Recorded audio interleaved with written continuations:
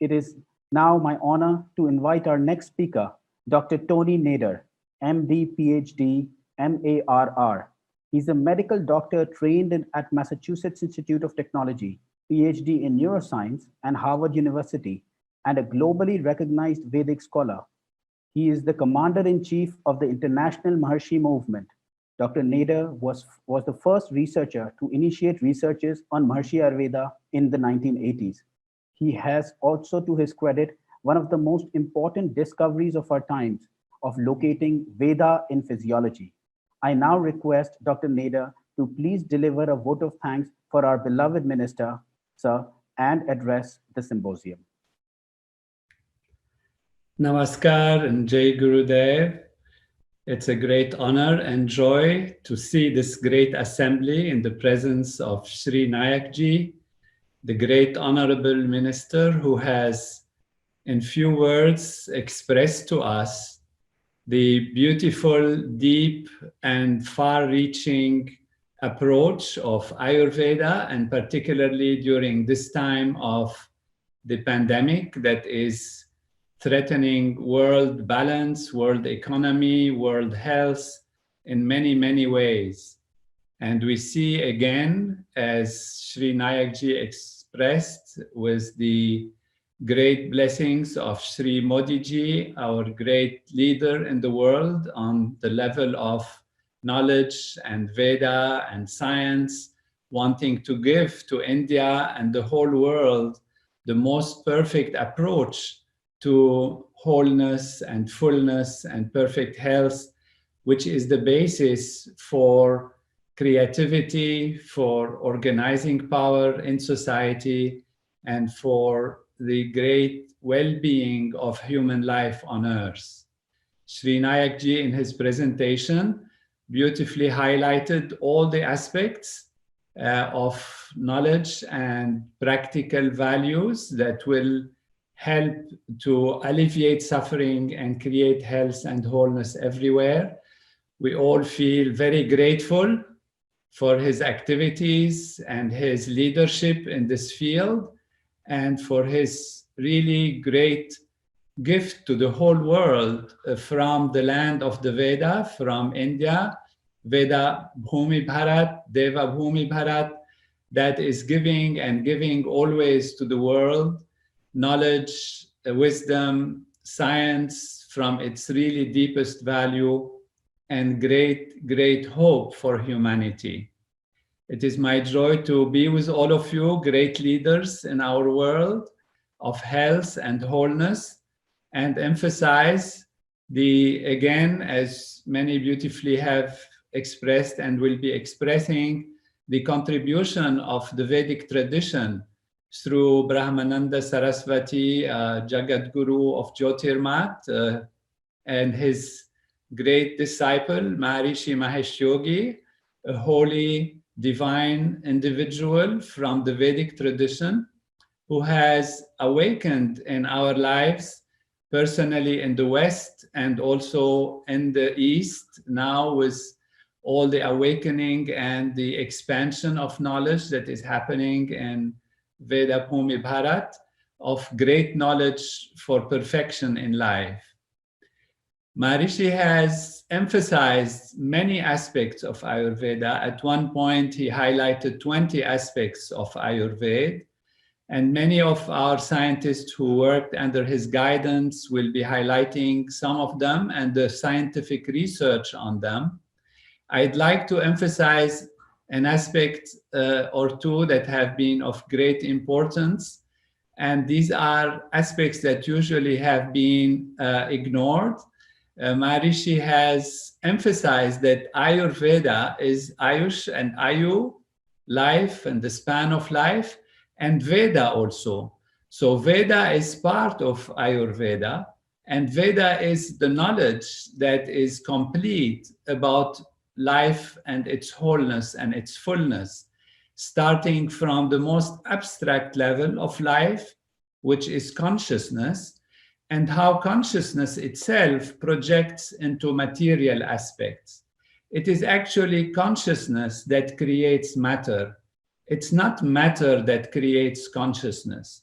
And that is a very fundamental aspects of Veda and Vedanta, and all the aspects of Veda that Maharishi highlighted as a perfect science of life, including 40 branches. So yoga is one of them. Nyaya, Vaisheshika, Samkhya, Yoga, Karma, Mimamsa, Vedanta, they're part of it. Shiksha, Kalpa, Vyakaran, Nirukt, Chand, Jyotish, they're part of it. All the Brahmanas, all the values of Ayurveda, Gandharva Ved, Sthapadya Ved, of course, the great 4 Vedas, Rig Ved, Sama Ved, Yajur Ved, Atharva Ved, they're all part of it. Of course, if we go to the level of Upanishad, Aranyak, Brahmana, Itihas, Puran, Smriti, and the Pratishakyas, this is really Veda. And these are the wealth of the knowledge of Ayurveda also, because they are the basis. They are the architectural design that have created our human physiology. In modern science, we study anatomy on the level of the structure of individual organs, but Veda is the basis of all anatomy. It's the basis of all physiology. The Ramayana is a story that happens in our body, in our development of our physiology. Every aspect of Veda is present in our human body. We have in us Nyaya, we have in us Yoga and its 4 chapters, in its sutras. They are there in our human brain, in every sulci and every structure of human physiology, in every fiber of human physiology is present Veda. And that is a fundamental value in addressing human life and collective life in society. It is fundamental because it is what enlivens consciousness. And consciousness is what makes us plan, what makes us think, what makes us exchange knowledge, what makes us dream, what makes us create levels of progress and evolution. Without consciousness, we cannot even have a meeting. If we were not conscious, we would not be here. We would not be experiencing. We would not be aware of a pandemic. We would not aware of what to do. We have to be aware. And awareness is fundamental. How much we are aware. It's not that just we are wakeful, because we can be wakeful and drowsy. We can be wakeful and alert. We can be wakeful and have broad perspective, broad vision, or we narrow vision based on stress, on fear, on anxiety. And this awareness can be expanded. There is a technology to expand the awareness so people can see better, can make better decisions in their life. They can relate to each other in a better way. They can see the value of Ayurveda. It's not only on the intellectual level. We have seen so many people tell us that smoking is bad, that this habit is bad, that this is bad, but they do it themselves. So intellectually they might know, but on the deep level of being, they don't know. They are ignorant. And that is why broadening of awareness, making consciousness more alert, more able to absorb knowledge is a very fundamental aspect in the life of people. And this is not only a theoretical thing, it's a very practical thing. That is why the technologies brought by the Vedas, such as transcending, going beyond, Bhavatit Dhyan, transcendental meditation, takes us beyond the surface, broadens our awareness, and the container of knowledge becomes bigger, so knowledge then can be poured in and can be expanded. And that is really ultimately, we have seen through many, many scientific research, and our colleagues will expound on that, hopefully during this conference.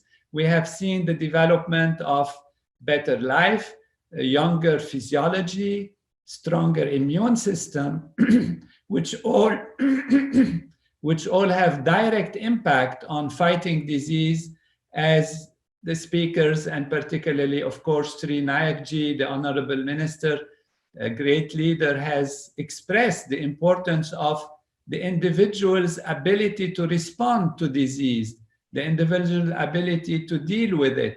We have seen that younger people, more healthy people, more stable people in their physiology are able to respond and not get a problem with the disease. So the disease is not the only problem from the outside, it's also the inner value, the ability to fight disease. And from the level of consciousness, transcendental meditation has shown that it gives a younger physiological age by many years, 15, 20 years younger. So it's not only the chronological age that is important, but also the state of the physiology.